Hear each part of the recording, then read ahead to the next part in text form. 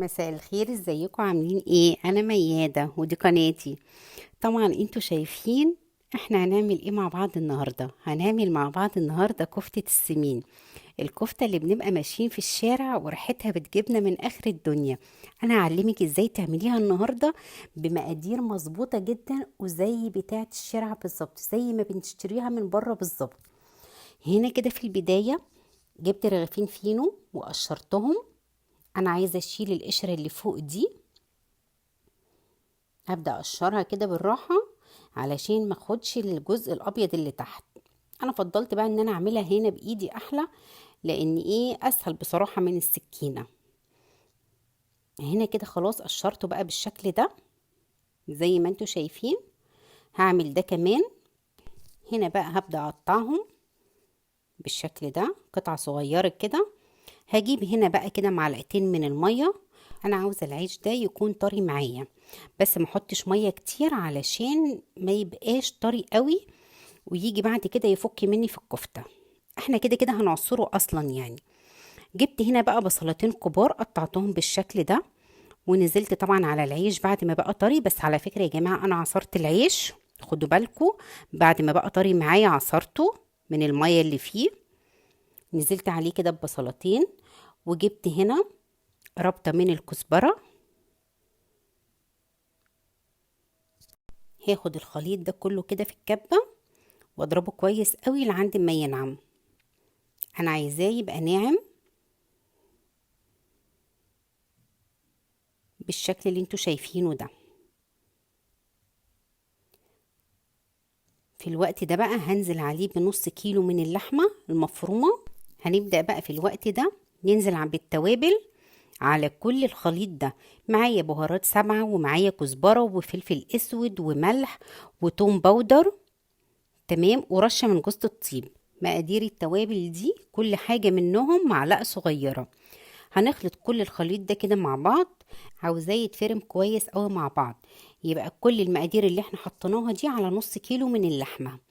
عايزة تزودي الكمية براحتك، هتضعفي كل حاجة من دول. تمام. هنا كده خلاص اختلط معايا وبقى بالشكل اللي انتوا شايفينه ده. انا عايزة العجينة تكون بالشكل ده، تكون كمان بتمط معايا كده، يبقى هي كده اتسمغت معايا.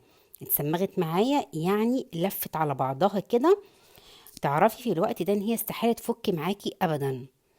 بقى الخليط شكله معانا كده. كنت في الوقت ده بقى دخلته التلاجة لمدة ساعة. هنا كده طلعتها بقى علشان ابدأ اكورها زي ما انتوا شايفين كده. انا عايزاها كور بالشكل ده. تقدري تعملي الحجم اللي انت عايزاه. هنا كده خلاص كورتها. تعالوا بقى اقول لكم هنعمل ايه. عندي بقى صينية حطيت فيها معلقتين من السمنة، ونزلت هنا بقطعة كده من الدهون، قطعة من الدوش او البوش، اي حاجة اللي موجودة عندك يعني، او اللية، بس انا طبعا ما بحبش اللية. هبدأ انزل بقى بعد ما شوحتها كده كويس قوي وبقى لونها كده متغير. هبدأ انزل بقى بالكفتة في الوقت ده.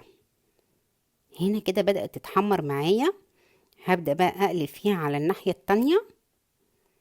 ههز كده الصينية علشان تتقلب معايا. هنا بدأت تتحمر معايا كده زي ما انتوا شايفين. هبدأ بقى اقلبها بالراحة. هي كده كده اصلا متماسكة معايا ومش هتفك معايا، علشان احنا فرمينها كويس، وفي نفس الوقت برضو عصرنا الفينو كويس قوي قبل ما نحطه على مع اللحمة المفرومة، يعني ما كانش فيه اي نقطة مية خالص.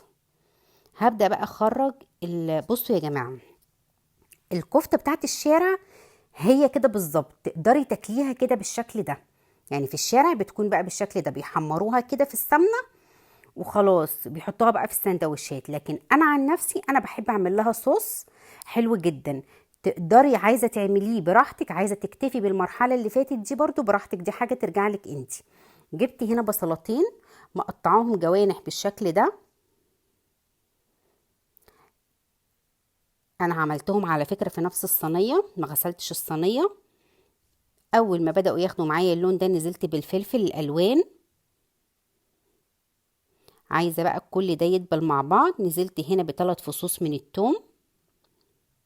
هشوحهم بقى كويس. اول ما تبدأ ريحة التوم تظهر معايا وابدأ اشمها، هنزل في الوقت دوت بطماطمية مبشورة ومعلقة من الصلصة، واقلب بقى كويس كل المقادير دي، وابدأ انزل بقى بالكفتة في الوقت ده.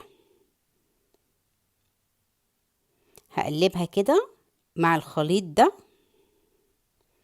لعند ما كل ده يتجانس مع الكفتة، والكفتة تشرب بقى من كل الخليط ده.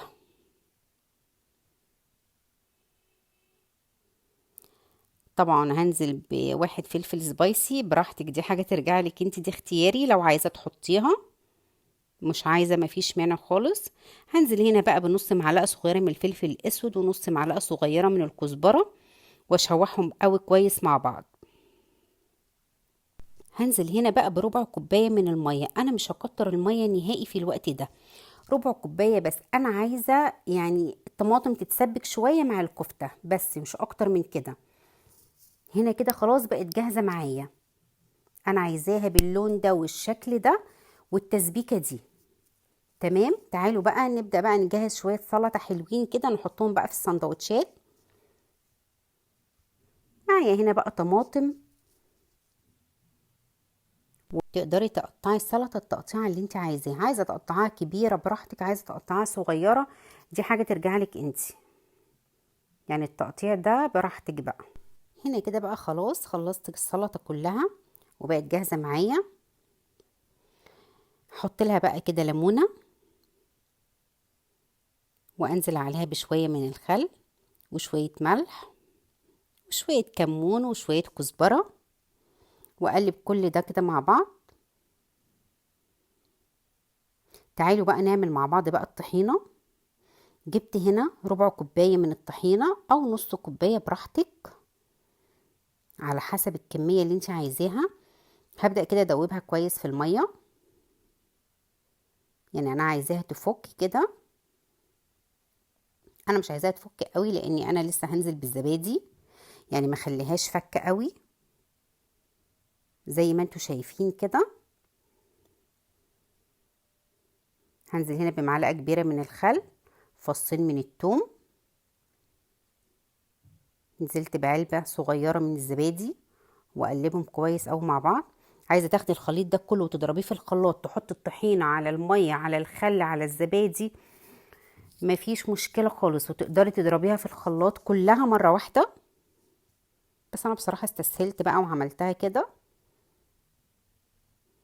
هنزل هنا بقى ببابريكا وملح وكمون وكزبره، واقلبهم كده كويس. هنا كده خلاص الطحينه جاهزه معايا، وطبعا عملنا بطاطس محمره اكيد، والسلطه طبعا جاهزه معانا، وما ننساش طبق المخلل الجامد ده، وطبق اللفت طبعا، والكفته كده بقت جاهزه معانا. انا بس حبيت اوريكم هتعملوها ازاي او هتقدموها ازاي.